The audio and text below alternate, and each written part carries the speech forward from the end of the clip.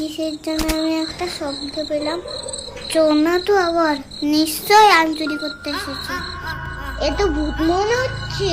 রাম রাম রাম রাম রাম রাম রাম। ভূত আমার ভূত, পেতনি আমার ছি, রাম লক্ষণ সাথে আছে, করবে আমার কি? এ গলাটা কেমন চেনা চেনা লাগছে জানো? এ বাবা, নাম দিবি না? ও তুই, এই তো আসার সময় হলো। কটা বাজে এখন? মা সব রান্নাঘরে রেখে দিয়েছে। রে, এত বক বক করছিস কেন? ঘুমো না। আচ্ছা, দরজায় তো তালা দেওয়া, তুই আসলি কি করে? এইভাবে। কোথায় গেল? কোথায় গেল? দেখলি? তুই এই ম্যাজিকটা কোথা থেকে শিখলি? আমাকে শিখিয়ে দিবি?